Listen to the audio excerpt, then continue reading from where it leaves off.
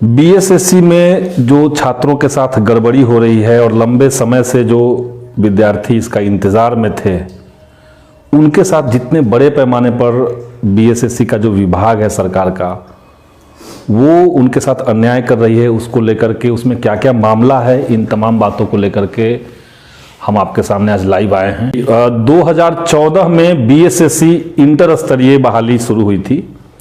बहाली के लिए विज्ञप्ति आई और विज्ञप्ति में जो बातें थी उसमें विज्ञप्ति आई पहले 2014 में, उसके बाद कुछ कोर्ट केस हुआ। 2016 में दोबारा से विज्ञप्ति के लिए ऑनलाइन आवेदन लिए गए और उसके बाद से समझिए कि पीटी, मेंस ये सारे एग्ज़ाम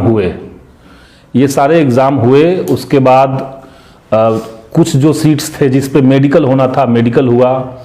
मेडिकल के बाद टाइपिंग का टेस्ट हुआ। ये सारे टेस्ट हुए और फिर से फाइनल रिजल्ट के लिए जब छात्र इंतज़ार कर रहे थे तो समझिए कि जो बहाली 2014 की थी उसमें अचानक से विभाग ने फिर से पीटी, मेंस, टाइपिंग, मेडिकल ये सब ले लेने के बाद विभाग की तरफ से फिर से 1218 बच्चों का दोबारा से पीटी का रिजल्ट दिया गया। और जो छात्र 7 साल से इंतजार में बैठे हुए थे, अचानक से उनको एक शौक लगा कि ये क्या हो रहा है। विभाग ने कहा कि वो मानवीय चूक है और इसको हम लोग जल्दी ही दुरुस्त कर लेंगे। जो दोबारा से पीटी का रिजल्ट दिया गया था उसको हम लोग मेंस ले लेंगे, उनका टाइपिंग और सारी एग्जाम लेकर के हम लोग नवंबर तक काउंसलिंग का लिस्ट ले आएंगे। ये बात विभाग ने कही। मैं भी विभाग से कई बार मिला इस संदर्भ में, चूँकि 7 साल से बहाली है और तकरीबन 52,000-54,000 जो छात्र थे वो मेंस क्लियरफाई कर चुके थे, वो बैठे हुए थे। सबका इंतज़ार था कि क्या होगा।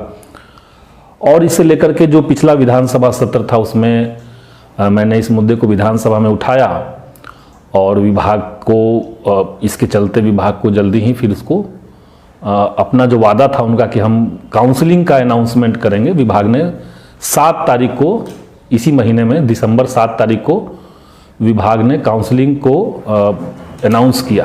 तौर पे हम सब लोग जानते हैं कि कोई भी बहाली होता है, उस बहाली में जब फाइनल रिजल्ट आता है तो आमतौर पे जो तमाम विभाग हैं या कहीं विश्वविद्यालय में भी अगर आप जाएं तो विश्वविद्यालयों के अंदर भी जो डॉक्यूमेंट्स मांगे जाते हैं, खास करके जो नॉन क्रीमी लेयर सर्टिफिकेट होता है ओबीसी स्टूडेंट्स का, वो अपडेटेड मांगा जाता है। वो कहा जाता है कि अभी तुरंत का लाइए, आपका तो 2 साल पुराना है, आप फिर से नया बना करके लाइए, ऐसे कहा जाता है। दोनों ही बहालियों में ये कॉमन है, एक जैसा है, दोनों ही बहालियों में एक तरह का है। लेकिन संकट ये है कि जो सीजीएल की बहाली है, सेम कंडीशन, सेम विभाग, लेकिन इसमें काउंसलिंग के दौरान छात्रों से जो नए सर्टिफिकेट थे नॉन क्रीमी लेयर सर्टिफिकेट के, उसको ले लिया गया। जबकि इंटर लेवल पे उसी विज्ञप्ति में सेम जिसका लैंग्वेज है, कॉमा और फुल स्टॉप तक सेम है, उसमें नए जो डॉक्यूमेंट विद्यार्थियों ने बना करके जमा कर किया है उसको लेने से इनकार किया जा रहा है। तो ये तो एक बहुत बड़ी धांधली आप कहिए कि विद्यार्थियों के साथ हो रही है। और इसलिए जैसे ही ये खबर हम लोग को मिली तो हम लोगों ने तत्काल विभाग को जाकर के ये बात कहनी चाहिए। साथ सुप्रीम कोर्ट का भी एक गाइडलाइन कह रहा है कि 2017 से पहले की जो भी बहालियां हैं उसमें आप बैकडेट में जाकर के आप डॉक्यूमेंट की मांग नहीं कर सकते। ये भी सुप्रीम कोर्ट कह रहा है। तो ऐसा बिहार के अंदर क्यों हो रहा है कि ये जो बीएसएससी है वो अपने आप को सारे तर्कों से ऊपर समझ रहा है? ऐसा क्यों हो रहा है कि वो सुप्रीम कोर्ट के दिशा निर्देश की अवहेलना कर रहा है? आखिर ऐसा क्यों है? तो इसलिए मैंने ये विभाग को जाकर के अपनी बात कही और जो विभाग है वो गलत जगह पे खड़ी है, उसके पास तर्क नहीं है, वो गलत काम कर रही है। इसलिए हर हाल में आपकी जीत होनी चाहिए और आपके साथ इस संघर्ष में हम पूरी तरीके से हैं। विभाग ने उस दिन कहा कि अगले दिन हम आपको कम्युनिकेट करेंगे। आपका तर्क तो हमें सही लग रहा है, लेकिन ये विभाग फैसला लेगा और इसलिए हम आपको आयोग फैसला लेगा और आयोग का जो निर्णय होगा हम अगले दिन आपको कम्युनिकेट करेंगे। अगले दिन दोबारा से हम लोग गए, वहाँ छात्रों का आंदोलन तब भी चल रहा था, तब भी विद्यार्थी बैठे हुए थे, ठंड में इतनी देर बैठे हुए थे। उस दिन अध्यक्ष और सचिव दोनों ही अपने ऑफिस से गायब थे, कोई बात किसी से नहीं हुई। हम लोग करीब 2 घंटे तक बाहर इंतजार किए के अध्यक्ष और सचिव शायद आ जाएं, क्योंकि 2 दिन बाद से ही काउंसलिंग होना था।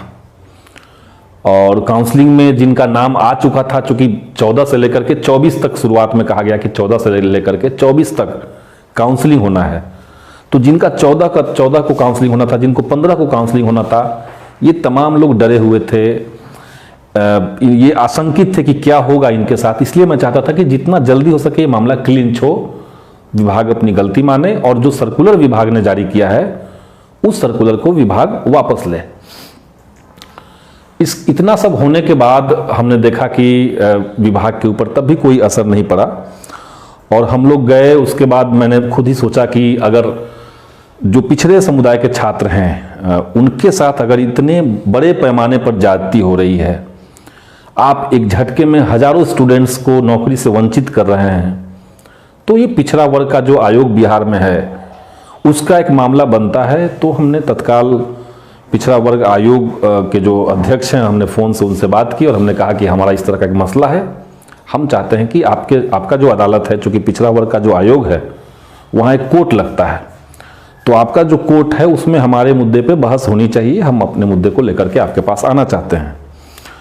और ये अच्छी बात रही कि पिछड़ा वर्ग आयोग जो था उसने तत्काल कहा कि ये बहुत सीरियस मामला है, आप लोग आइए और हमसे बात कीजिए। हम लोग गए वहाँ पे, हमने तमाम मुद्दों को उनके सामने रखा। न्यायमूर्ति सेवानिवृत्त श्री संजय कुमार जी वहाँ के अध्यक्ष हैं, तो हमने उनके सामने पूरी बात रखी और हमने डॉक्यूमेंट्स भी उनको प्रोवाइड करवाए। हमने कहा कि ये इस तरह से विभाग कर रहा है और ये जानबूझ करके एक साजिश के तहत जो पिछड़े बैकग्राउंड के लोग हैं, जो वंचित समुदाय के लोग हैं, जो दलित हैं, जो आदिवासी हैं, इनको टारगेट करने के लिए इस तरह के क्लॉज लाए गए हैं। जबकि यही विभाग आज से 2 साल पहले एक और काउंसलिंग करा चुका था उसी विज्ञप्ति के ऊपर, उसमें इस तरह के डिमांड्स नहीं रखे गए थे। ये साफ साफ हमने कहा और ये दोनों का ही डॉक्यूमेंट हमने उनके सामने रखा। हमने कहा आप एक एक शब्द मिला लीजिए, कोई कॉमा और फुल स्टॉप का भी अंतर नहीं है। तब 2 अलग अलग विज्ञप्तियों में ऐसा अलग अलग कैरेक्टर क्यों सरकार अख्तियार कर रही है, विभाग ऐसे क्यों कर रही है? इसलिए विभाग के खिलाफ तत्काल कार्रवाई हो और उनको कहा जाए कि इस तरह से बातें नहीं होनी चाहिए। और ये अच्छी बात थी कि हम लोग वहाँ बैठे, हमने लिखित में आवेदन दिया, वहीं हम लोग बैठ करके लिखे, फॉर्मेट बनाए, सारे डॉक्यूमेंट्स को वहाँ पे सबमिट किया। और जो पिछड़ा वर्ग आयोग के जो अध्यक्ष थे, तो उन्होंने ये कहा कि हम इस पर तुरंत संज्ञान लेते हैं और हम लोग के सामने ही ये आदेश जारी हुआ कि इमीडिएटली जो है बीएसएससी को नोटिस दिया जाए, उनके मेल पे भी भेजा जाए और उनके ऑफिस से जाकर के कोई एक व्यक्ति, कोई एक स्टाफ वहाँ से जाकर के वो उनको नोटिस दे और उसका रिसीविंग लेकर के आए। और फिर वहाँ से कुछ लोग गए और वो जाकर के बीएसएससी में एक नोटिस जाकर के दिया गया। तो ये बात उस दिन हुई और लेकिन मैंने सोचा कि हर मोर्चा, चूंकि क्रूशियल मामला है, एकदम नज़दीकी मामला है, इसलिए हर मोर्चे को हम लोग को खोल करके रखना चाहिए। और इसीलिए उस दिन मैंने मुख्यमंत्री का जो कार्यालय है वहाँ भी संपर्क साधने की कोशिश की। हालांकि उस समय मुख्यमंत्री कहीं बाहर किसी कार्यक्रम, उद्घाटन कार्यक्रम में गए हुए थे, तो उनसे तो बात नहीं हुई उस समय। लेकिन ये कहा गया कि शाम के वक्त सीएम साहब से आपकी बात हो जाएगी। और शाम को फिर सीएम के जो ऑफिस है वहाँ से फ़ोन आता है कि आप अपने पूरे मैटर को लेकर के बात कर लीजिए। उस बातचीत में हमसे कहा गया कि आपका बात जो भी है आप उसको एक डॉक्यूमेंट में हम लोग को दे दीजिए और हम इस पर तुरंत ही संज्ञान लेते हैं। और ये अच्छी बात रही कि कल शाम को बात ये हुई, रात तक ये बात हुई और आज सुबह हमने देखा कि मुख्यमंत्री कार्यालय से विभाग को एक ज़बरदस्त डांटते हुए, फटकारते हुए फ़ोन किया गया। कहा गया कि आप ऐसे क्यों कर रहे हैं, कि पालीगंज के जो विधायक हैं उन्होंने कंप्लेन किया है, आप उनसे बात करके इसको तुरंत सॉर्ट आउट कीजिए। और सुबह बीएसएससी के जो सचिव हैं उन्होंने मुझे फ़ोन किया। उनका कहना था कि आप इस मामले को हम लोग संजीदगी के साथ देख रहे हैं, लेकिन आयोग का फाइनल निर्णय अभी तक नहीं आया है, ये विभाग का कहना था। उसने ये भी कहा कि उनको सो कॉज मिल चुका है पिछड़े वर्ग आयोग से। उन्होंने बताया कि मुख्यमंत्री कार्यालय से भी उनको डांट पड़ चुकी है कि इसको आप लोग सॉर्ट आउट क्यों नहीं कर रहे हैं, क्यों लटकाए हुए हैं। ये सारी बातें बीएसएससी के सचिव ने हमसे कहा। लेकिन फाइनल कुछ रिजल्ट स्टूडेंट्स के फेवर में आए, ये बात उन्होंने नहीं कही। हमने कहा कि देखिए गोल गोल बातें, अब तो गोल गोल बातें का समय नहीं है। मैंने उनको क्लियरली ये कहा कि आप हमें सांत्वना दे देंगे, विद्यार्थियों को सांत्वना दे देंगे, इससे काम नहीं चलेगा। आज भी काउंसलिंग था, आज 15 तारीख है, आज भी विद्यार्थियों का काउंसलिंग था। तो वो तमाम विद्यार्थी अभ्यर्थी जिनका जो काउंसलिंग के लिए बुलाए जा रहे हैं, लेकिन उनके पास 2014 से पहले का वो डॉक्यूमेंट जिसको मांगा जा रहा है वो डॉक्यूमेंट नहीं है, तो वो तो बिहार के अलग अलग जिलों में बैठ करके आशंकित होकर के बैठे हुए हैं, वो तो डरे हुए बैठे हैं। तो सचिव का कहना था कि आज जो काउंसलिंग हुई है उसमें हम लोगों ने नए डॉक्यूमेंट जो लेकर के आए हैं उनको भी मार्क करके हम लोगों ने एक्सेप्ट किया है। यही हमारे अध्यक्ष महोदय का कहना है, यानी बीएसएससी के जो अध्यक्ष हैं वो यही कह रहे हैं। हमने कहा ये इनफ नहीं है।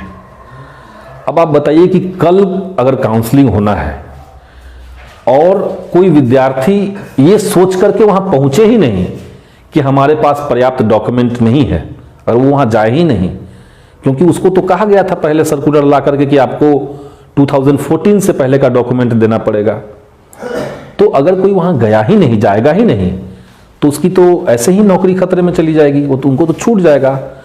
इसलिए हमने मांग की कि आपको हर हाल में विभाग के ऑफिशियल वेबसाइट पर एक लेटर जारी करना पड़ेगा जिसमें आपको ये घोषणा करना पड़ेगा कि हम 2014 से पहले का जो डॉक्यूमेंट लाए हैं लोग वो तो ले ही रहे हैं, अभी का जो अद्यतन नॉन क्रीमी लेयर सर्टिफिकेट होंगे उसको भी हम लोग मान्यता दे रहे हैं। आप जो भी डॉक्यूमेंट लेकर के आइए, हम सारे डॉक्यूमेंट को स्वीकार कर रहे हैं। हमने ये क्लियर कट आज सुबह बीएसएससी के जो सचिव हैं, जो सेक्रेटरी हैं ओम प्रकाश पाल जी, उनसे बात किए और हमने ये क्लियरली कहा। इसके अलावा कुछ और अभ्यर्थी अलग अलग मांगों को उठा रहे हैं, उन सारे लोगों की मांगों को हमने सुना था। जो विकलांग छात्र हैं उनका कहना है कि जो पीएच का कोटा बनता है इस पूरे परिणाम में, वो कोटा फुलफिल नहीं किया गया है। 3% विकलांगों को आरक्षण देने की बात थी विज्ञप्ति में, वो आरक्षण नहीं दी जा रही है, हम लोग को वो आरक्षण नहीं दिया गया। तो इसलिए ये मांग भी उठाइए कि विकलांग छात्रों को 3% जो आरक्षण देना चाहिए वो दिया जाए। ये बात चूंकि मेरे पास पहले से आई थी और इसीलिए बीएसएससी के जब सचिव से मैंने बात की तो हमने उनसे कहा कि ये विकलांग छात्रों का जो आरक्षण है ये क्यों फुलफिल नहीं हो रहा है। हालांकि सचिव का यह दावा था कि विकलांग छात्रों का जो 3% का कोटा है, चूंकि उसमें 3% जो होता है वो अलग अलग विकलांगता श्रेणी बटा हुआ है।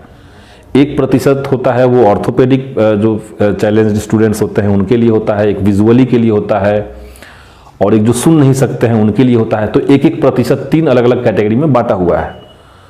ये विभाग, ये तो नियम सब जगह है, ये विज्ञप्ति में भी लिखा हुआ है। तो विभाग का कहना है कि जो ब्लाइंड स्टूडेंट्स हैं, चूंकि उनकी संख्या उतनी ज्यादा नहीं थी जितनी सीट थी, तो उसमें कुछ खाली रह गया होगा।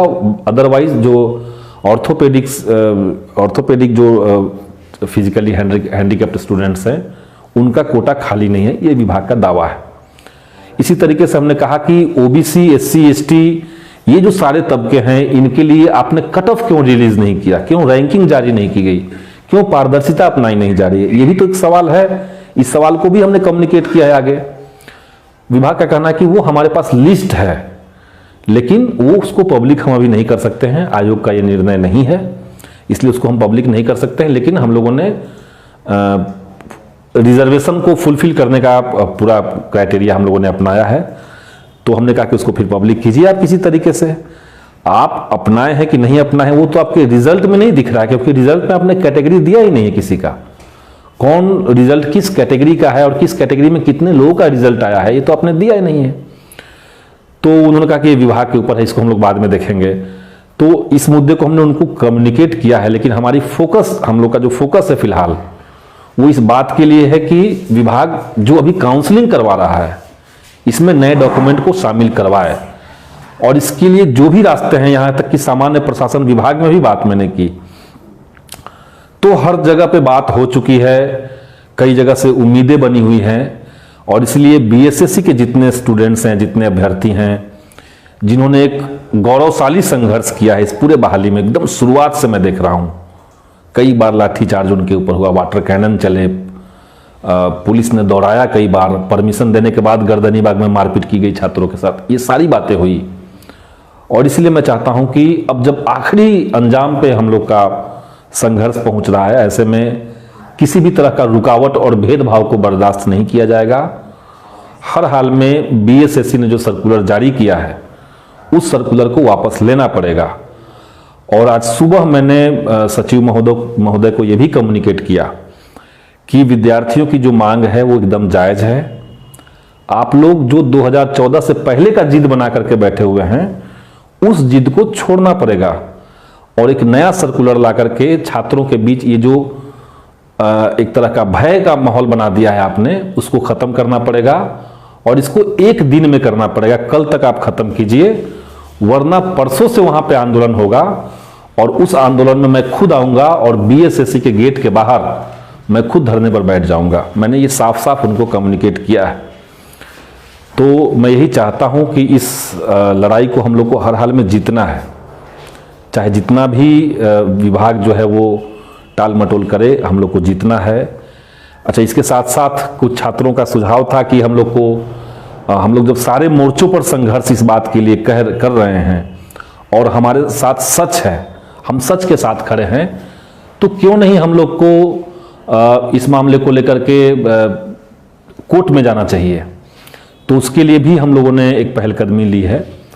कोर्ट में जाने वाला जो मामला है उसमें किसी के भीतर ये डाउट नहीं होना चाहिए, क्योंकि आमतौर पे हम लोग देखते हैं कि कोई भी बहाली जो कोर्ट में चला जाता है वो बहाली रुक जाता है, वो बहाली रद्द हो जाता है।